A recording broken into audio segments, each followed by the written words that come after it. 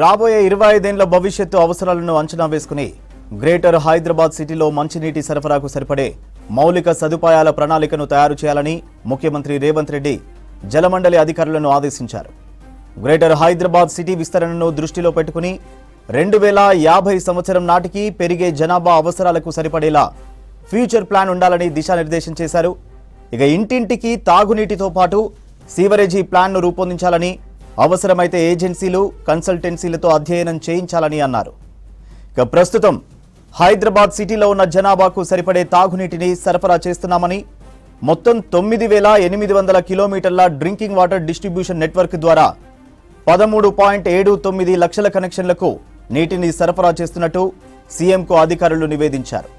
మంజీరా, సింగూరు, గోదావరి, కృష్ణా నుంచి సిటీకి ప్రస్తుతం నీటి సరఫరా జరుగుతోందని, గోదావరి ఫేజ్ 2 ద్వారా మరింత నీటిని తెచ్చుకుని ఉస్మాన్ సాగర్, హిమాయత్ సాగర్ వరకు తాగునీటి సరఫరాకు డిజైన్ చేసిన ప్రాజెక్టుపై సమావేశంలో చర్చ జరిగింది.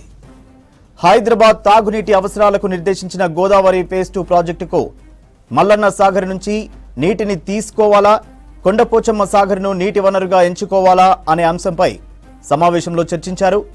కన్సల్టెన్సీ ఏజెన్సీలు ఇచ్చిన రిపోర్టుతో పాటు నీటి లభ్యత ఎక్కువగా ఉండడం, లిఫ్టింగ్ వ్యయాన్ని దృష్టిలో పెట్టుకుని మల్లన్న సాగర్ నుంచే తాగునీటి సరఫరా ప్రాజెక్టును చేపట్టాలని నిర్ణయం తీసుకున్నారు.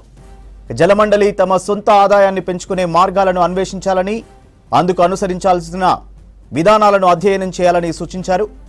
ఇప్పటికే 20,000 లీటర్ల నీటిని సిటీలో ఉచితంగా సరఫరా చేస్తున్నందున ఇతర కనెక్షన్ల నుంచి రావాల్సిన నల్లా బిల్లు బకాయిలు క్రమం తప్పకుండా వసూలయ్యేలా చూడాలని అన్నారు.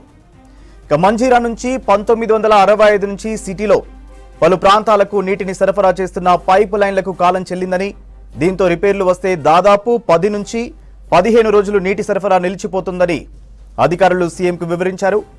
ఈ పాత లైన్ వెంబడి ప్రత్యామ్నాయంగా మరో అధునాతన లైన్ నిర్మించేలా కొత్త ప్రాజెక్టు చేపట్టాలని ముఖ్యమంత్రి ఆదేశించారు.